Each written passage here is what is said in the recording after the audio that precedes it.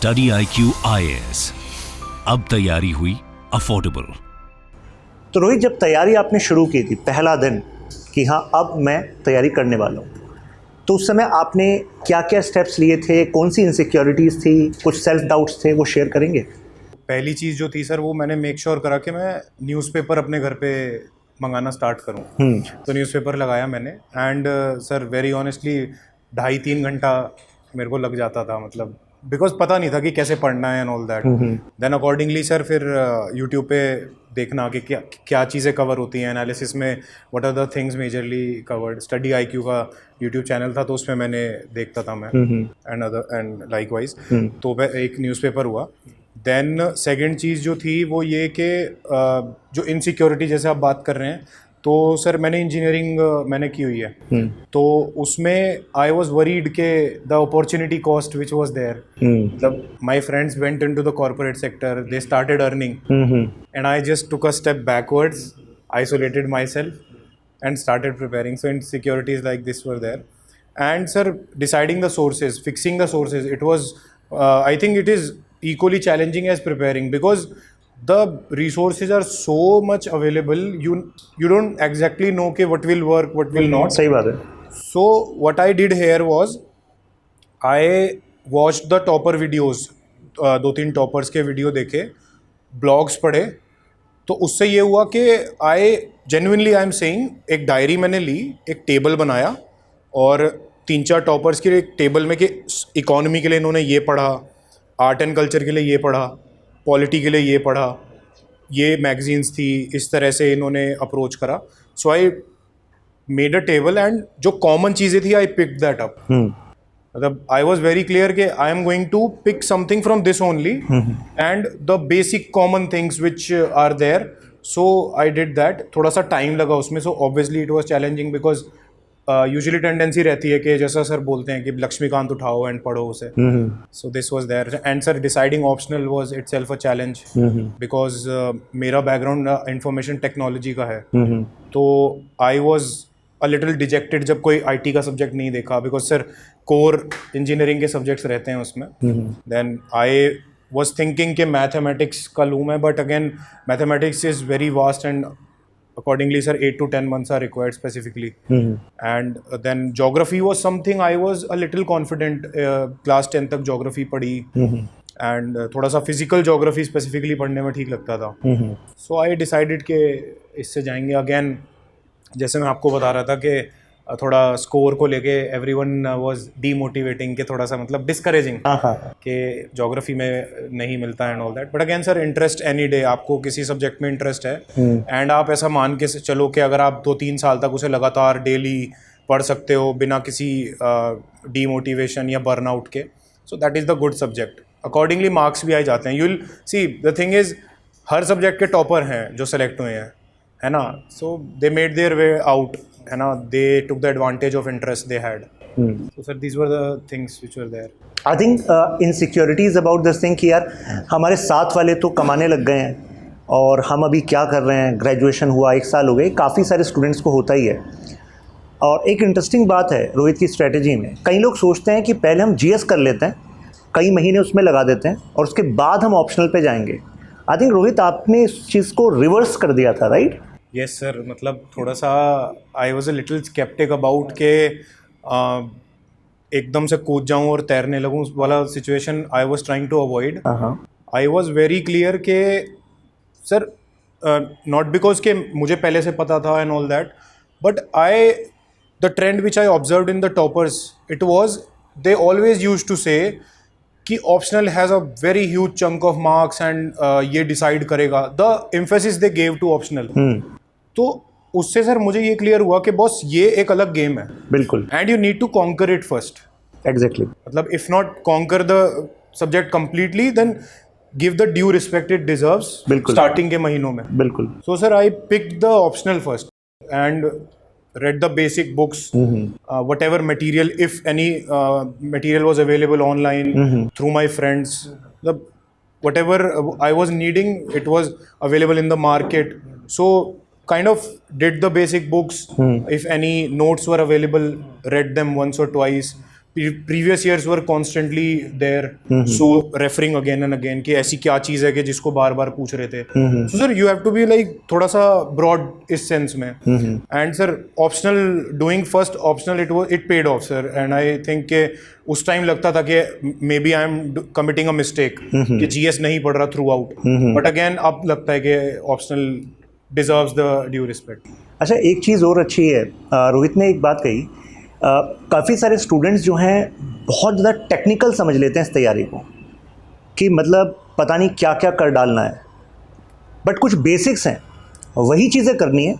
लेकिन कई बार क्योंकि हम बहुत ज़्यादा टेक्निकलिटी खोज रहे होते हैं तो हम रेगुलर अपने आप को इसी असेसमेंट में रहते हैं कि शायद I am not doing enough, और इस चक्कर में आज जो आपको करना था वही नहीं हो पाता. तो रोहित ने एक बड़ी सही बात की कि सर जो जॉब है वो मैनेजर वाली है, मतलब you should be smart enough to manage. आपके पास कम समय भी होगा, कम रिसोर्सेज भी होंगे, ultimately you have to produce result, और ऐसा ही कुछ इस तैयारी में. जी सर, आपने ये चीज़ बहुत कंसाइज तरीके से बताई. जैसे मैं आपसे बहुत बात कर रहा था, आपने उसका एक एग्जांपल देके जैसे बताया था, तो इसमें सर यही था कि you should be a little smart to know this. आपको ये तैयारी बहुत सिंपल रखनी है.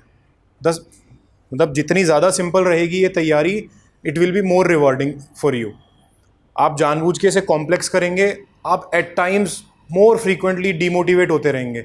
You know why? बिकॉज हमारी एक्सपेक्टेशंस बहुत ज़्यादा बढ़ जाती हैं.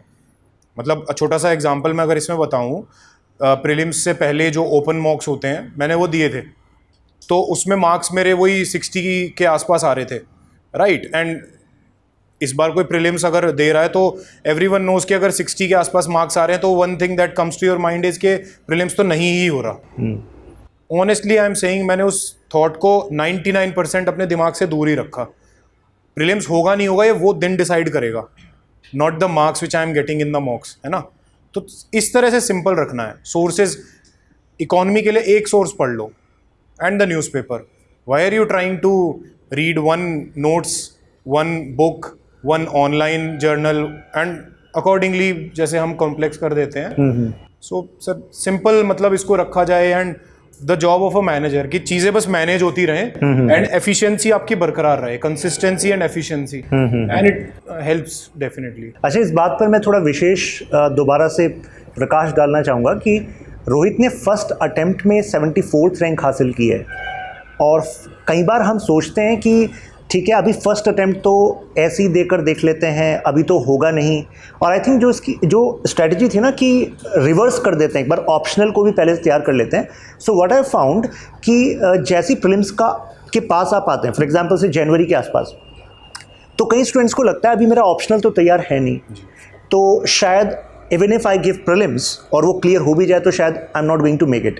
तो उस वजह से जो 3 महीने होते हैं जहाँ पर वो बहुत अच्छा परफॉर्म कर सकते हैं, तो वो कर ही नहीं पाते क्योंकि there is a self doubt going on. तो अगर आप 2025 के लिए तैयारी कर रहे हैं तो मतलब you should be in the game right now, मतलब चाहे वो ऑप्शनल हो चाहे वो बाकी पार्ट्स हो. रोहित, नोट्स के बारे में बात करते हैं, तो किस तरीके से आपने नोट्स बनाए? कई लोग कहते हैं कि मल्टीपल स्टेजेस होनी चाहिए नोट्स की, लॉन्ग नोट्स बनाओ, फिर उससे ज़्यादा क्रिस्प करो, फिर उससे ज़्यादा क्रिस्प करो. कुछ लोग कहते हैं न्यूज़पेपर से लगातार नोट्स बनाने चाहिए. आपकी क्या स्ट्रेटजी रही? सर स्टैटिक के बारे में मैं बात कर लेता हूँ पहले. जी. सर थोड़ा सा मैं नोट मेकिंग में इतना एक्टिव नहीं था जी. मैंने ये एक चीज़ क्लियर रखी कि मैं, जैसे बताया जाता है कि मल्टीपल स्टेजेस में, सर वो काम करता है डेफिनेटली, क्योंकि जो सेलेक्टेड लोग हैं वो भी इसको सजेस्ट करते हैं, बट आपको आइडेंटिफाई करना है कि आप किस तरह के पर्सन हो. आप एक एफिशिएंट नोट मेकर हो, आप मल्टीपल आइट्रेशंस में बना सकते हो, वेल एंड गुड. अल्टीमेटली आपको एंड में कंसाइज ही तो करना है, राइट. तो आप वैसे जाइए. अगर आपको लगता है कि नहीं यार इससे अच्छा है कि वो टाइम मैं मल्टीपल रीडिंग्स में दूं, चीज़ें और क्लियर हों, जो एक वो बोलते हैं ना कि पिक्सेल्स और क्लियर होते जा रहे हैं मल्टीपल रिवीजन के साथ, अगर वो हो रहा है तो that is also well and good. Sir मेरा तो यही था कि आई स्टडीड मतलब मल्टीपल साइकिल्स ऑफ रिवीजन. पहले मैं प्रीलिम्स की बात करूं तो पहले दिन से नोट्स का कोई सोचा भी नहीं, ऐसे स्टैंडर्ड सोर्सेज 3-4 बार कवर करे. फिर जब लगने लगा कि there are some things which I am forgetting more often, कि ये चीज़ें दिमाग में घुसी नहीं रही, कि अगर मैं डिस्ट्रिक्ट प्लानिंग कमेटी की बात कर लूँ, उसके क्या फंक्शन होते हैं, तो वो दिमाग में बैठ ही नहीं रहा। सर मैंने उसके नोट्स बना लिए। शेड्यूल 5 और शेड्यूल 6 के बीच में मोर ऑफन कंफ्यूजन हो रही है, मैंने उसके नोट्स बना लिए। इकोनॉमी में ब्रॉड मनी, नैरो मनी, इसके बीच में कंफ्यूजन हो रही है, मैंने उसके नोट्स बना लिए। But I did not include each and everything. So मेरा सर यही था कि लास्ट में ही बनाऊंगा नोट्स, बट ऐसे बना दूंगा कि फिर उसके बाद मुझे नीड नहीं लगेगी। सो सर अकॉर्डिंगली यही है। एंड मेंस की बात कर लेता हूँ। मेंस में you have the liberty to add whatever you want, है ना। Now what I am saying is कि what you want to deliver in the actual exam. ठीक है, मेंस का कंटेंट क्या होता है? 2 तरह का कंटेंट होता है मेंस का, व्हाट आई फील। पहला, the basic foundation content which each and every one of you is going to write in the mains and it is expected of you, right. If there is a question जिसमें कोई article mention करा जा रहा है, right, सो उसमें आपको वो चीज़ लिखनी है। And second one is the value addition part. It varies for each and every individual, right. It's about the data which attracts you. ठीक है, if you are a person जो परसेंटेज लिख के आना चाह रहा है कि जीडीपी में इतना कंट्रीब्यूशन है, that's fine. If you are looking at the point of view of employment कितनी है इसमें, दैट्स फाइन, है ना। बट वैल्यू एडिशन भी थोड़ा थोड़ा ही होता है। So it's up to you क्या आप कर रहे हैं। तो अगेन नोट्स मेंस के कॉम्प्रहेंसिव बनाइए, एंड में जाते जाते उन्हें कंसाइज कर लीजिए। So 2 iterations for mains notes, even that I did. ठीक है, मेंस में थोड़ा सा you have to be this smart. And current affair की सर मैं बता दूं जैसे, तो मैंने सर न्यूज़पेपर का मेरा पहले लगता था कि नोट्स मुझे बनाने चाहिए, बट सर अगेन मैंने 2-4 बार करके देखा, so I took half of the day notes बनाने में। तो again sir I was clear कि जैसे इतना स्मार्ट रहो कि if you are doing something wrong 1 हफ्ता 10 दिन में आपको रियलाइज़ हो जाएगा, तो उससे पीछे हटना भी सीखो। इस तैयारी में किसी चीज़ को पकड़ के नहीं बैठना चाहिए हमेशा। आपको लग रहा है वो एफिशिएंसी आपकी कम कर रहा है, प्लीज़ उसे चेंज करिए, है ना। If not leave it completely, then change it accordingly. Then sir newspaper में मैंने कोशिश करी कि डिजिटली पढ़ना शुरू करा। फिर उसके बाद तो सर स्क्रीनशॉट लेता रहा मैं स्निपेट्स के, उसमें हाईलाइट करके, बिकॉज ऑफलाइन वाले में you have to ultimately make the note. Then I took the snippets, saved it in my folders respectively GS 1 2 3 4। And sir उसमें मोर ऑफन उसको देखता था, बिकॉज सर फोन में when you have that snippets and you are for example having your lunch या dinner कर रहे हो, because see phone is मतलब डेली लाइफ में फ़ोन है, you can not neglect it now. वो टाइम गया कि कंप्लीट आइसोलेशन था। सो गो थ्रू इट, है ना। ऐसा होगा कि 10 दिन बाद थिंग्स विल सीम ऑब्वियस कि यार ये न्यूज़ तो ऐसी है, मेरे दिमाग में बैठ चुकी है, अगर 1 महीने में कोई टेस्ट भी होगा मैं उसमें ये ज़रूर लिख के आऊँगा, right. So this can be a strategy. Otherwise अगर आप ऑफलाइन न्यूज़पेपर पढ़ रहे हैं, so this is what I have realized, दोस्तों ने भी बताया है, try to make very crisp notes, because from the point of view of prelims, magazines are very much sufficient. Your online study IQ lectures and whatever you are following sources, they are very much sufficient. Mains के लिए you have to have some clear, crisp data, some events, so that the checker feels that he has been a person who has been updated from the past 1 year or 1.5 years. Right. So this can be done for notes. This particular strategy ना कि screenshot लेके highlight करके folder बना लो mobile में. So many toppers have used this. मतलब I was talking to only rank 10 Aishwaryam, she also used it. तो smartly use करना है।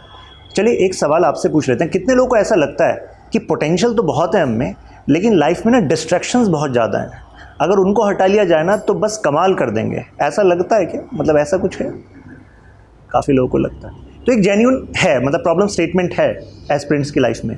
तो एक I think social media is one of the important thing, other distractions भी हो सकते हैं। तो आपने कैसे इसको टैकल किया?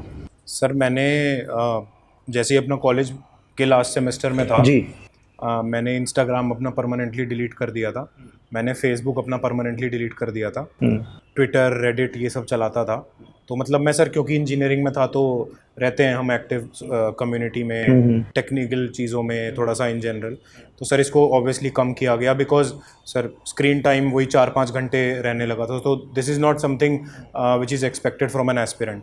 तो I use only WhatsApp and Telegram. Telegram for the toppers are there, so their channels are there, resources are there, and sir WhatsApp थोड़ा सा एक सोशल इंटरेक्शन भी इतना ना हो कि कट ऑफ हो जाए, बट अदरवाइज मैंने कोई सोशल मीडिया ऐसा सर एक्टिवली यूज़ नहीं करा था। इस चीज़ में आपको सॉर्ट रहना होगा कि आपको पता ही नहीं लगता और कितना सारा समय आपका चला जाता है और उसकी वजह से एक सेंस ऑफ गिल्ट रह जाता है और फिर जो बाकी समय आपका होता है दिन का, वो भी आप ऑप्टिमली यूज़ नहीं कर पाते, ऐसा होता है, राइट?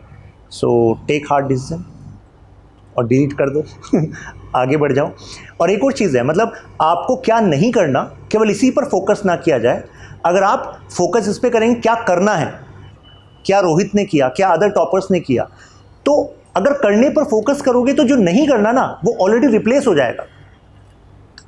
तो अल्टीमेटली क्या करना है उस पर फोकस रखना ज़रूरी है, राइट?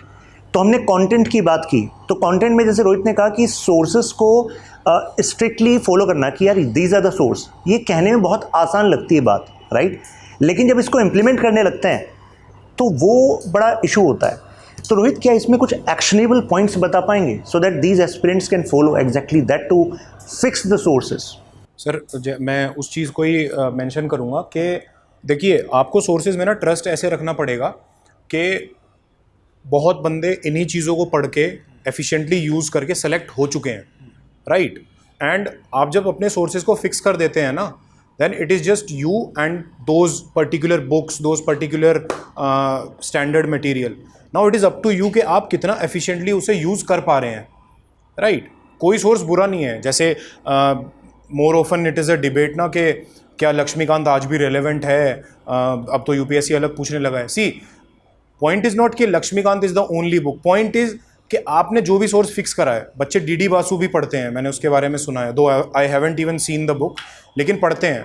सो आपका जो नॉलेज गैप है वो पूरा होना चाहिए सोर्स से, है ना? You should be a reasonable person जो एक रिविजन, मल्टीपल रिविजन्स करने के बाद क्वेश्चंस को टैकल करने लगे, राइट? अच्छा, one incident I will tell you what happened was, I read economics के notes from the market, right, famous one.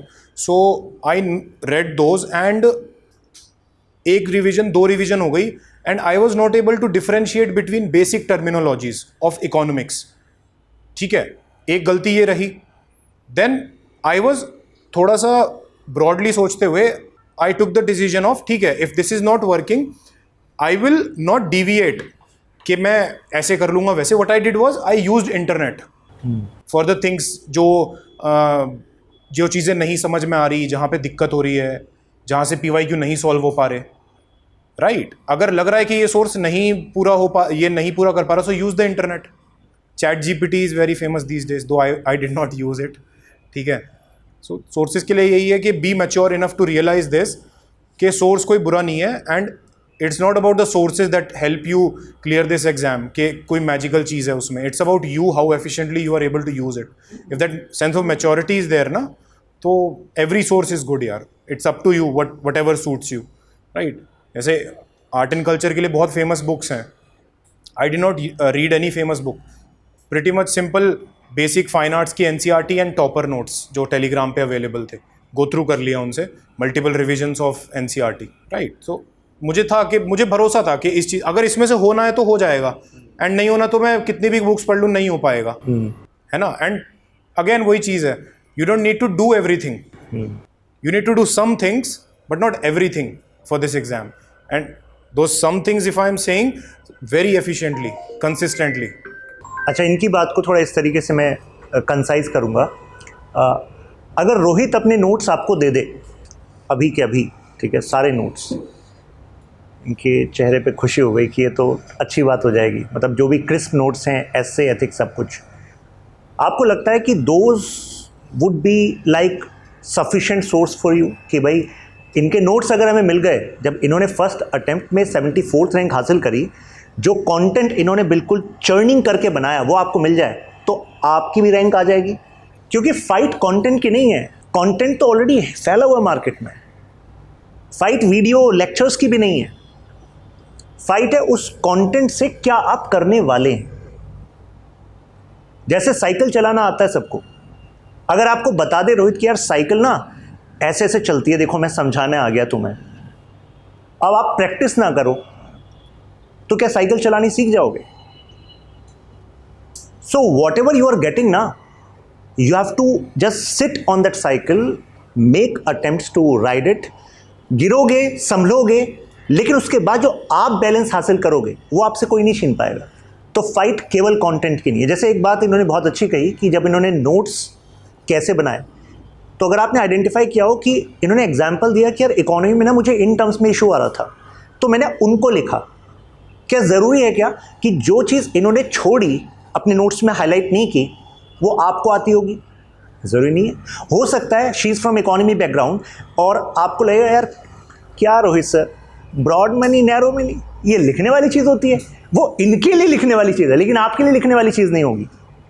सो ऐसे में जो आपकी तैयारी है, जो आपका कंटेंट के साथ कनेक्शन है, दैट इज़ पर्सनलाइज्ड थिंग, और हमें वो इवॉल्व करना है इस तैयारी में।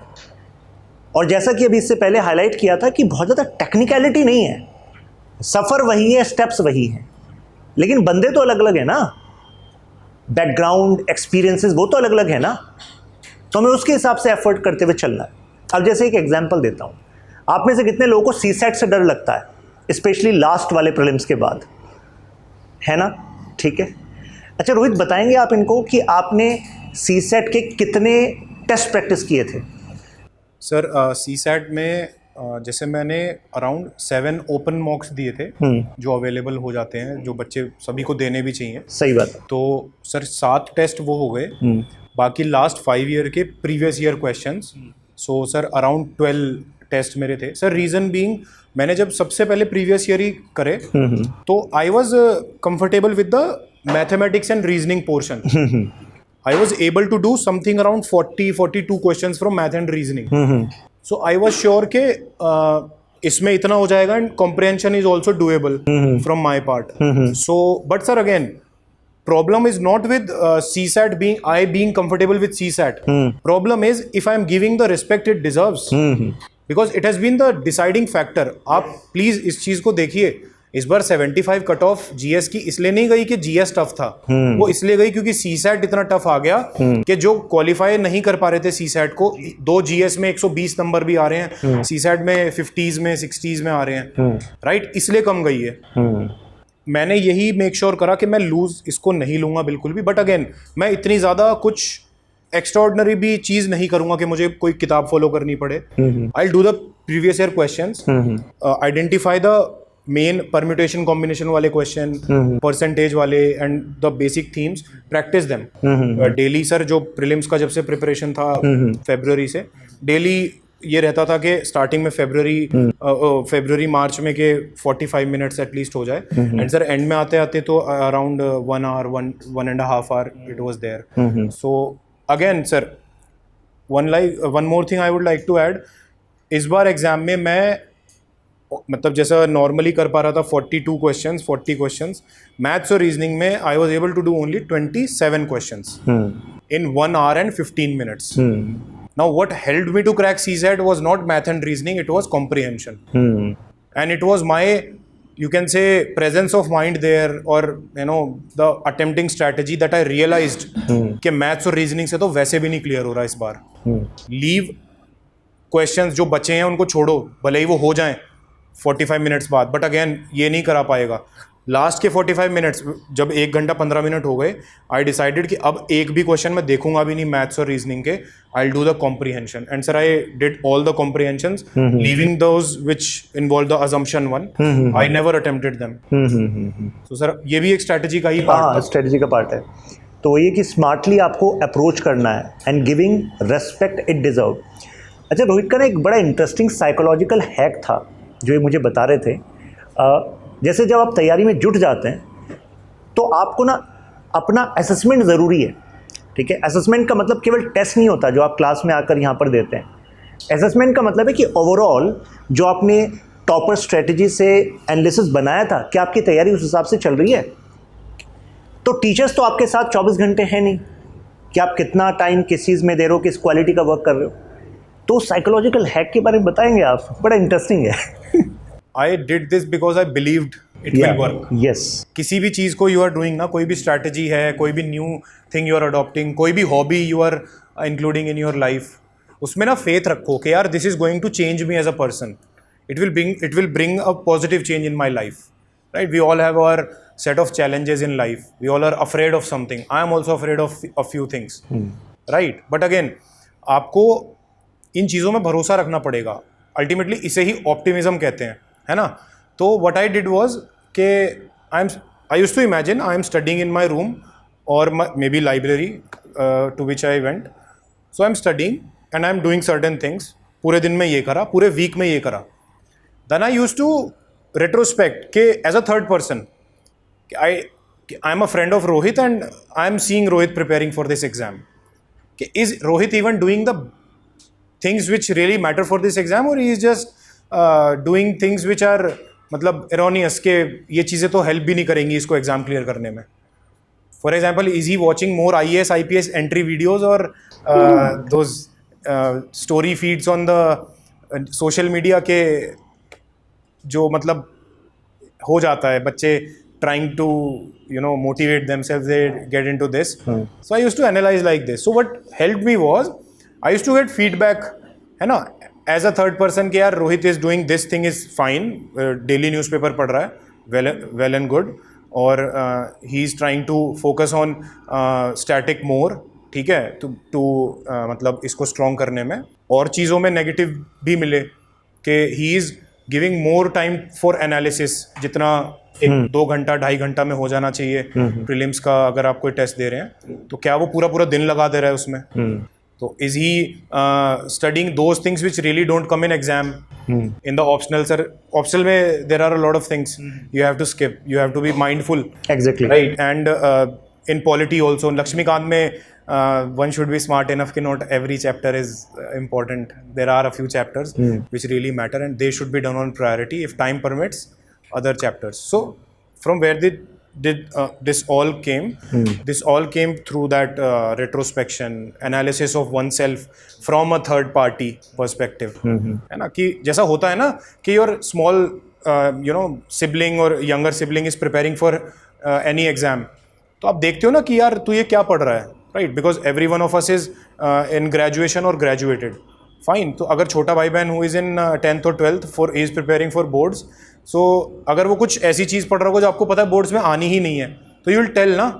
तो ऐसे ही बैठ के कि यार थोड़ा सा सोच के 2 मिनट 4 मिनट पॉज लेके कि क्या ये ठीक भी पढ़ रहा है या फिर बस लगा हुआ है, भेड़ चाल में तो नहीं है कहीं ना कहीं. तो दीज स्मॉल थिंग्स.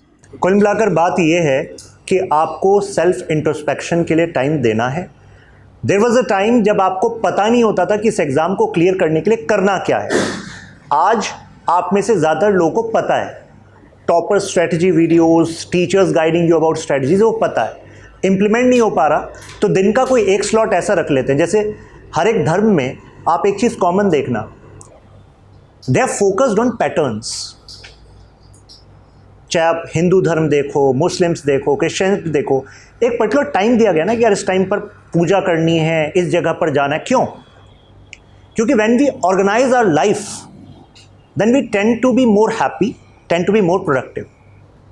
अब जैसे एक पेन है, अगर पेन का काम लिखने का है और वही नहीं हो पा रहा तो फिर पेन की वैल्यू कम होगी कि नहीं होगी? तो आपका हमारा जो काम है अगर हम वही नहीं कर पा रहे तो अपनी नज़रों में भी, समाज की नज़रों में भी, घर वालों की नज़रों में भी वैल्यू कुछ कम होती है ना. तो ऐसे में अगर हम सेल्फ इंट्रोस्पेक्शन का एक स्लॉट दे दें, जब आप अपने दिन को डिवाइड करते ही हो कि यार ये मेरा ऑप्शनल का टाइम है, जीएस का टाइम है, करंट अफेयर्स का टाइम है, तो keep a time for self introspection like Rohit did.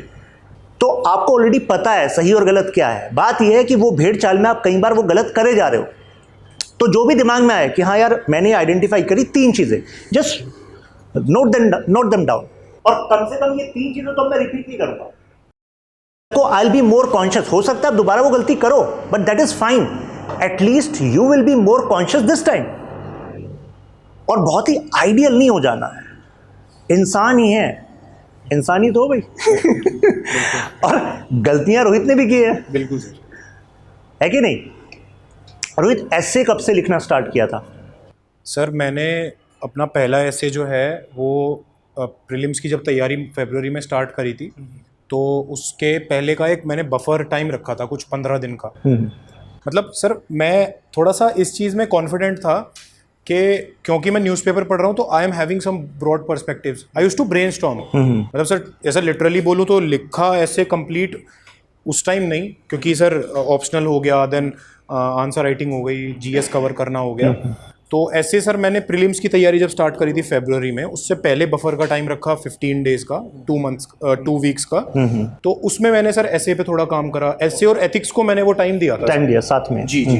तो आई वॉज कॉन्फिडेंट कि मैं लिख पा रहा हूँ, मेरे डायमेंशंस भी हो पा रहे हैं, और बस थोड़ा सा प्रॉब्लम उस टाइम थी, मैं डॉट्स को कनेक्ट नहीं कर पा रहा, जैसे ट्रांजिशन मेरा थोड़ा स्मूथ नहीं है पैराग्राफ्स के बीच में। ओके। और तो बट अगेन सर इसमें I was again confident, prelims और मेंस के बीच का time, if prelims is cleared so I will be able to utilize that, and I did. And what really helped me was sir previous year topper copies. Previous year topper copies I suggest to every aspirant who is approaching me. So for essay I suggest ke read minimum 10-12 topper copies, the 10-12 essay at least I'm saying, है ना, 10-12 essays से you will see, again I'm saying it is the game of seeing the pattern in everything. Sources में भी I did this कि toppers को देखा, what are they reading, what are they following, and common चीज़ें उठाई। essays में भी multiple topper की copies पढ़ी, जो वो देखा वो क्या यूज़ कर रहे हैं, क्या सब फैंसी चीज़ों के पीछे भाग रहे हैं, और या फिर कुछ बेसिक चीज़ें भी वो मेंशन कर रहे हैं। एक्चुअली स्मार्टनेस यही है, identifying the patterns. Pattern identify करो, कुछ ऐसी चीज़ें हैं जो हर कोई टॉपर एटलीस्ट कर ही रहा है, तो वो तो हमें करनी है। अब हम हर किसी के अपने चैलेंजेस, उसके हिसाब से एकोमोडेट कर लेंगे उस। जी sir. If we are able to do the bare minimum, जो एक नेसेसिटी होती है, see everyone is mature enough to realize के इस एग्जाम की एक सर्टेन डिमांड तो है, एंड उसके ऊपर आप जो एफर्ट्स डाल रहे हैं, that is the reward you are getting in form of rank और सम सर्विस और anything, that is a distant thing, अभी उस पर नहीं जाते हैं। बट एक certain minimum efforts, certain minimum जो आपको सिलेबस कवर करना है ना, मिनिमम बेयर मिनिमम सोर्सेज जो होते हैं उनको कवर करना है, तो that is required sir. Again internet पे आपको पता तो लगा कि हाँ ये चीज़ें होती हैं, एफर्ट आपने शुरू कर दिए। अगर कोई इस एग्ज़ाम की जर्नी से निकला हुआ है, कोई टीचर है, मेंटोर है, तो उसने आपकी जर्नी को कुछ सिंप्लीफाई करने में कुछ हेल्प की? Sir again I would say कि people who have been in this game, in this arena, they are really, I'm saying this honestly, they are really there to help you, and जो वो बता रहे हैं ना, they are telling you both the sides, what you should do and what you should not. What you should do is available immensely, आपको you are there is no lack of what you should do, but what you should not do is very much very less talked about. Right? So certainly I had my mentors, my elders who prepared for this exam. Right? I was in constant touch with them, so they were constantly telling me कि यार ये तो मत ही करना, है ना। I skipped that. Prelims में बहुत रोल रहा इस चीज़ का। Specifically I am saying mains is totally your game. But prelims में जो चीज़ बताई जाए कि यार इसको अवॉइड करो, there is a reasoning behind it. ऐसे ही out of the blue नहीं बता रहा कोई कि ये चीज़ नहीं करनी है and all.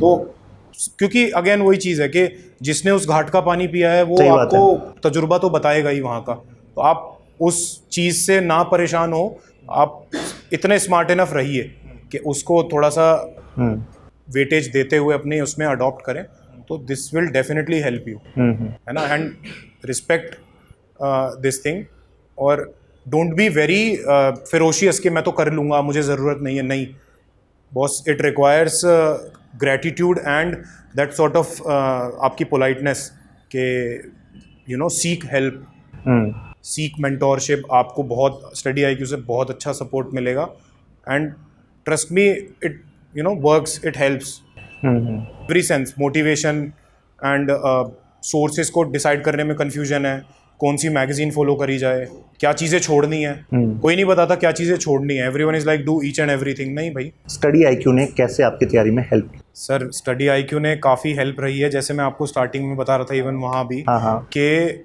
यूट्यूब पे मतलब स्टडी आईक्यू का एक ये रोल मैं मानता हूँ कि इतना अवेलेबल करा देना यूट्यूब पे, ये बहुत बड़ी बात है।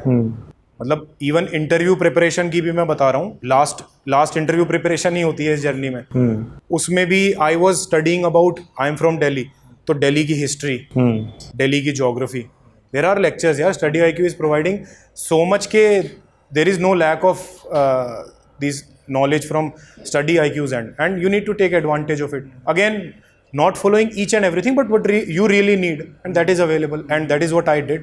So YouTube lectures have helped me. So I think we need to be thankful to Rohit for coming here. So let's show our gratitude to Rohit by standing and wishing him impactful life ahead. ज़बरदस्त contribution करेंगे तैयारी में. Thank you Rohit. Thank you for giving time. Study IQ IAS. अब तैयारी हुई affordable.